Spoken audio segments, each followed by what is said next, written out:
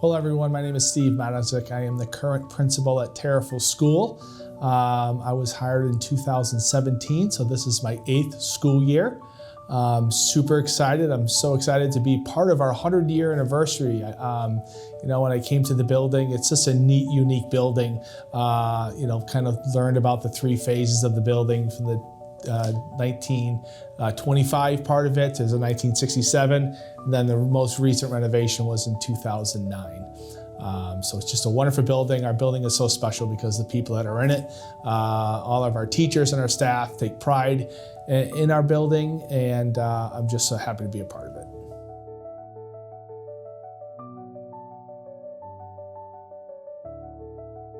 Hi, my name is Erin Naspo, and I went to Tariffville School way back in 1980, and then I was lucky enough to come back to Tariffville School as the social worker in 2015, and I still am at Tariffville today. Hi, I'm Frank Sauls, and I attended Tariffville School from September of 1964 through, imagine, June 1971. Hello, my name is Brody Bussum. I am 17 years old and I attend Suffield Academy. I am Lisa Johnson Pyatt. I was at Tariffville School from 1967 to 1974, and I lived on West Point Terrace in the Heights. I'm Ann Pyatt. I went to Tariffville School from 2003 to 2010. I also lived on West Point Terrace in the Heights, same house. My name is Jane Spatcher McAlpine, and I went K through 6 at Tariffville School from fall of 1964 through June 1971. My name is Joseph Matzek, and I went to Tariffville School starting in 1953 in kindergarten, and then 1st through 6th grade up until 1960. My name is Richard E. Ostop, O-S-T-O-P. I went to Tariffville School, but before me was my brother, who used to read comic books, Ducky, comic books. So they named him Ducky. So when I came along to school, guess what? Little Ducky. And I was called Ducky from there on. And to this day, the people that know me, that go back to schools, still call me Ducky. My name is Stanley Matzak. In grammar school, I was known as Skip Matzak, because at that period of time, everybody had a nickname, and with my last name of Matzak, my mother rolled her eyes as to what my nickname might have been. So she gave me the nickname of Skip, and that stuck with me, and even today, racing, which is one of my passions, I own race cars, I'm known as Skip Matzak. But when I go to the business office and any of the businesses that I own, I'm Stanley. And yeah. My name is Mary Teresa Hinault. Everyone knows me as Terry. I was hired by Dr. Len Lanza in the summer of 1977. He asked me to come over. I must have applied to Simsbury and had gone in and talked to Mr. Lindauer, but he asked me to come over, and I sat in his office and we talked. And then he goes, "Oh, I'll show you around the school." And I did. We walked around the school talking, and he took me into room 9, and he goes, "Oh, and this is your classroom." And that's how I was hired. Hi, I am Bill Spatcher. I am a 2nd-generation alum of Tariffville School. I attended Tariffville School, and we'll just say the era of change and lots of new technology back in the 60s, before we had cell phones and cool things like that.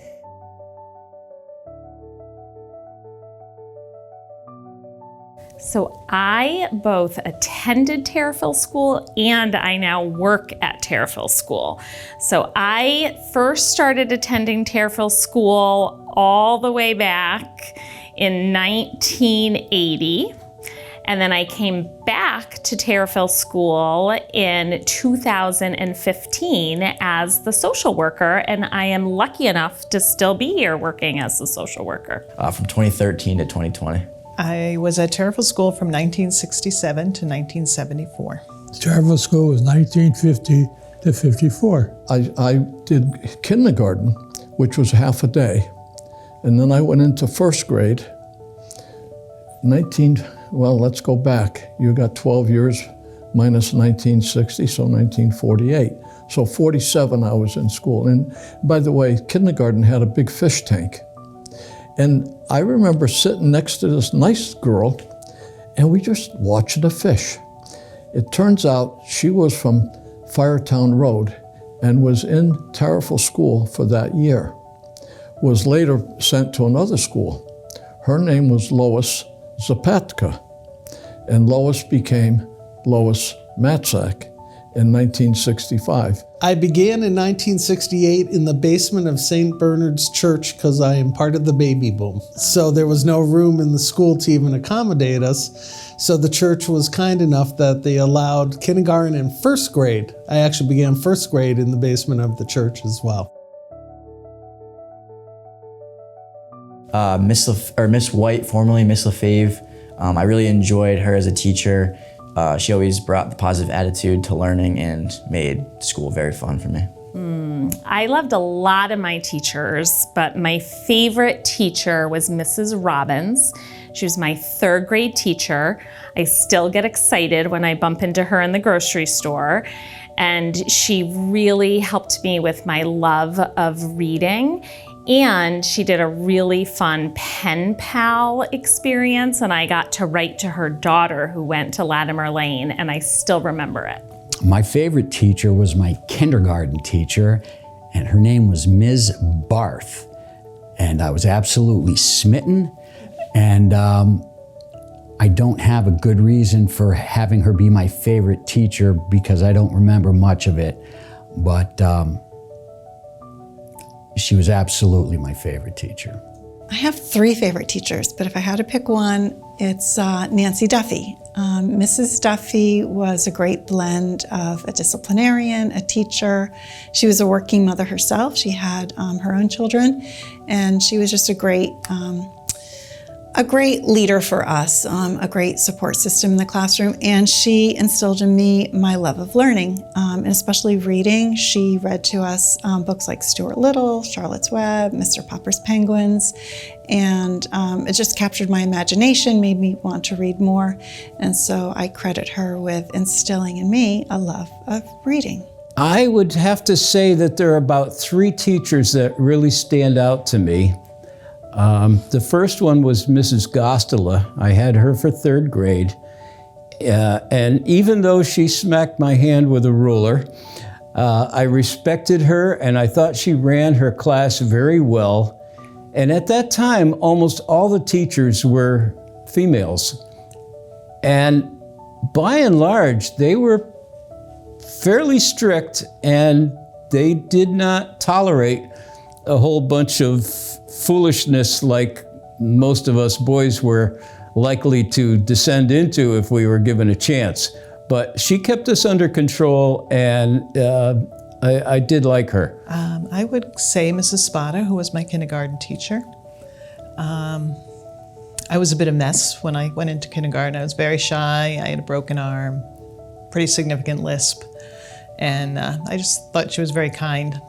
I felt like she took me under her wing. I think she might have made every kid feel like that you were special and she was taking care of you. My favorite teachers were several of them, and to this day I still can't remember the one that was a favorite, but she was a first grade teacher, and she was the daughter of the local barber who was he lived in town. He'd drive back and forth, drop her off to school, and go downtown to his barber shop. And I can't remember her name, but she was great. And she was there for a long time. Even when we left to go to Simsbury, she still was in the Tariffville School. They were all my favorite. I still remember all my teachers' names from each grade. But if I was going to pick one as my favorite, it's really hard. We had Miss Chester, which was the music teacher. And, she was our music teacher. And it was the late 60s, early 70s where music was really prominent.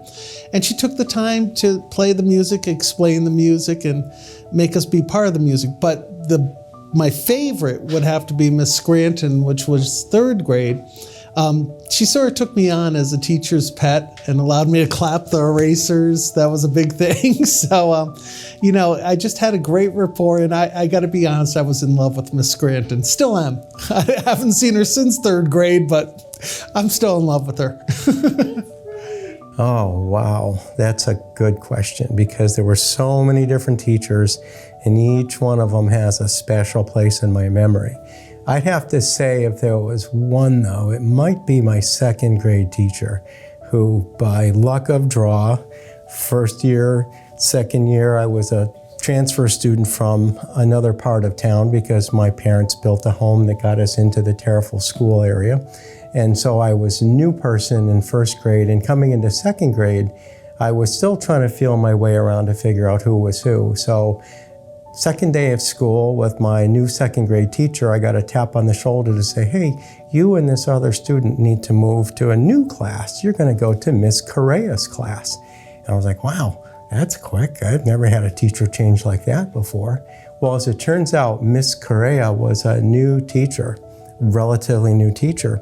And I was very lucky to get her because it was my 2nd year at Tariffville School. My 1st year was a little bit tough because I moved into this community with other folks who I got to make friends with. But now this new teacher who was new to the school system took a liking seemingly to me and helped get me more involved with the school community. So I'd say maybe my 2nd grade teacher, Miss Correa. My favorite teacher was my 4th grade teacher, Mrs. Wolf. She inspired me to become a teacher, which I now am.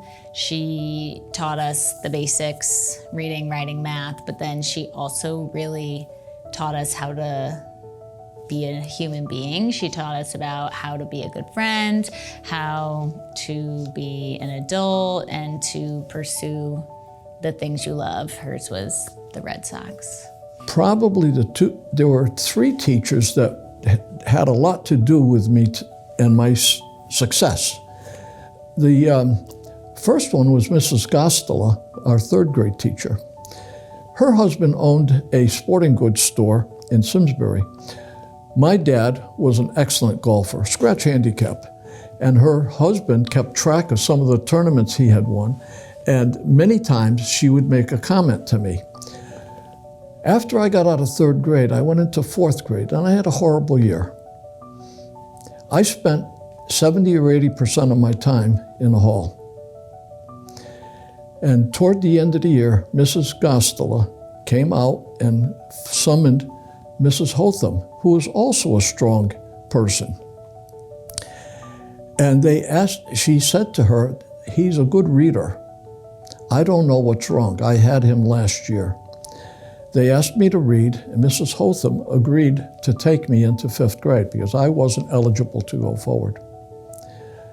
Mrs. Hotham invited my father to sit in the class. Now, we didn't have any social studies or any social people or any fancy deals, but she invited my father to sit in the class. From that day on, my dad took me everywhere with him, and the conversation after we said the rosary would be, what's the decimal equivalent of 1730 seconds?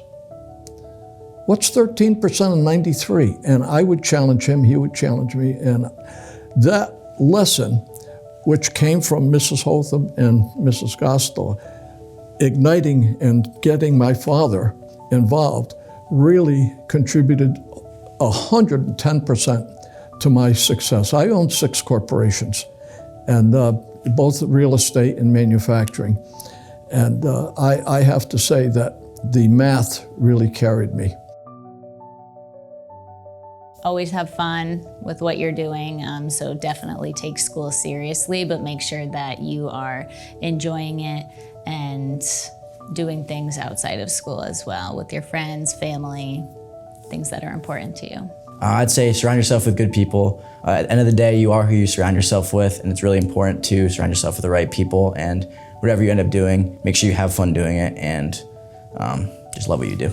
I would want everyone to know that climb showing climb and using encouraging words is not just something that helps you be successful at Tariffville School. It's something that will help you be successful forever in your life. And if we can all do that all the time, then the world will be a pretty cool place. I think that I would tell the kids of tomorrow that as I sit here in front of Kip and I just learned that knowledge is power, I would say there's going to come a time in your life where relationships are victory. I think that, you know, there's going to be a time when we don't have to be so powerful anymore, and it's the people that, it's relationships you formed at that early age that are going to mean the most later on. I would like to tell kids tomorrow to, keep an open mind. Learning is lifelong. It doesn't end when you graduate from school, and to be open-minded, to try new things, and don't let one or two moments in your life or something that you thought you could or couldn't do when you were younger define you as an adult, because children continue to grow and learn. There are always opportunities to improve, to try something different, and to just really enjoy the moments that you do have when you're in school. But again, know that there are many opportunities to change and learn new things as you grow older too. I would like to tell the students of today and tomorrow to learn as much as you can. You are not going to like everything, and you're not going to be particularly good at everything, but I would encourage you to try to be better at everything and try to find ways to get over the obstacles that life is going to give you, because they're not going to get easier. If anything, they're going to get harder. And you need to build confidence as you grow. And confidence does not come from a lot of people saying, oh, you did great, you're wonderful. Confidence comes from overcoming obstacles and then telling yourself, well, I guess I did that. I didn't think I could, but I did, so maybe I can do more. I would say to be kind to everyone. As you get older, I have not heard many regrets about classes people took or tests they failed, but I have heard regrets about people just feeling like that we could have been nicer to other people.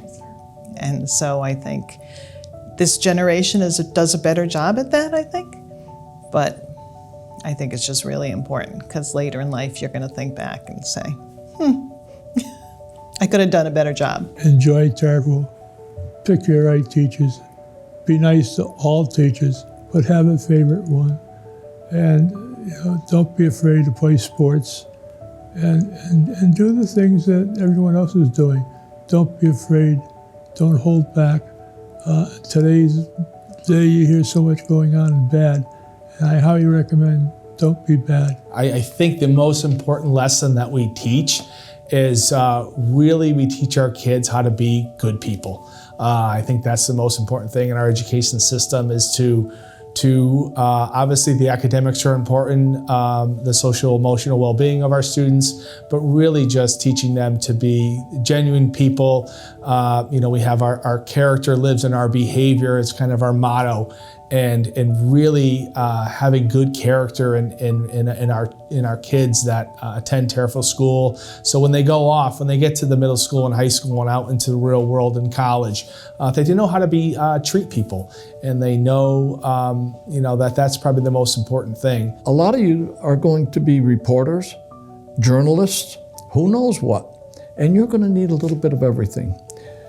I have race cars, and I do a lot of schools where we walk in with a race car and everybody goes ooh and ah. When they get just close enough, I push the button and fire it off, and the thing makes a big noise, and oh. But then I talk about, why do you need education to have a race car? Well, first question everybody has is, what's horsepower? How much horsepower? Well, torque times RPMs divided by 52 equals horsepower. Torque is acceleration, horsepower is miles an hour.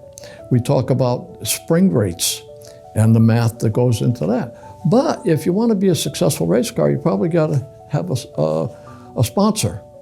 How do you get a sponsor? You're going to have to learn how to write a proposal. And history is so important. It tells us where we've been, where we're going. So these are all basics of schooling. And you better know a little bit about all of them if you're going to be a successful person. What's success?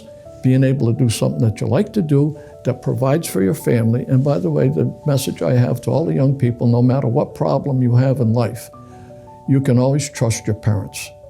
Don't go to your friends. Your parents, they may not like what you got to tell them, but they'll stick with you no matter what. When I was younger, when I see the kids today looking at their iPads and such, you know, a lot of the time is spent looking down instead of looking up. And looking up is so important. When you look up, you see other people, you see what's happening around you. You participate in the community that you're so lucky to be a part of. You're allergic to this part of it? Sorry. Anyways, you know, that's what it is, to not look down all the time. I know, you know, I go out to eat and I can't help checking my phone. It's human nature. When we were young, we didn't have phones you could walk around with, so it was easier to look up. But, you know, there's a lot to be seen if you look up instead of looking down all the time. The kids of tomorrow, I want them to learn and to, those traits, the caring, respect, responsibility, and citizenship are life skills. They're not school skills. They just don't belong to Tariffville School. And as they go to follow their dreams, I want them to practice them every single day. Well, as I'm a second generation Tariffville student, I'm looking at some third generation in my family Tariffville students who are looking at me right now. So I'm gonna bring come on over, you guys. So guess what? These are my grandkids. Who's who? I'm Violet. I'm Eleanor. Yes. And they are my grandkids. So not only did I go to school there, you guys go to school there. My dad went to school there, and my dad's older brother went to school there. So there's 3 generations of us that have gone through the Tariffville School. So what can I tell you guys is Tariffville School is cool.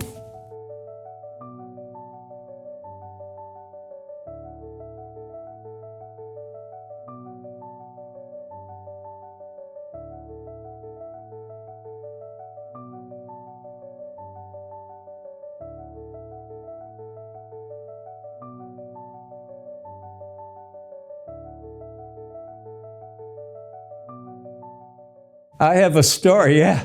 I don't know if it's appropriate in that it wasn't exactly living by the rules, but I'm going there. Okay. Every year when they plowed the snow, they would dump it on the side of a hill that led down into the playground. And so there would be a mountain. And they told us to stay off the mountain. Well, naturally, we were drawn, and we would play King of the Mountain. It probably was 30, 40 feet at the top of it. It was a huge challenge, and there were always older kids that would be up there. Well, there was this one kid, and I'm not going to mention his name, but in those days, you didn't necessarily go from one grade to the next. This fellow was, I think, a career 5th grader.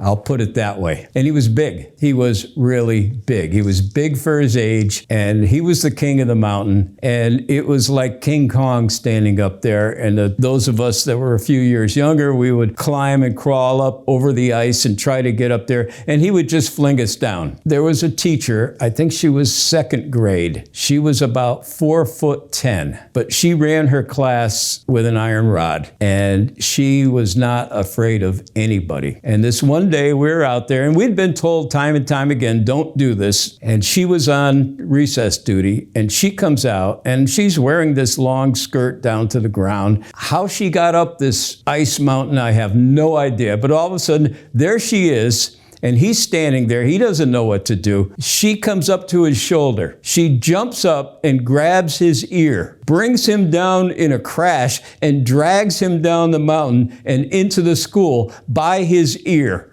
And the rest of us, our mouths fell. It was like death's angel had just descended on the schoolyard. And we just stood there gawking that this little tiny woman grabbed this big kid and pulled him down like nothing. He was probably 13 at that stage. So he's growing, and he was a big kid. He later was a big person.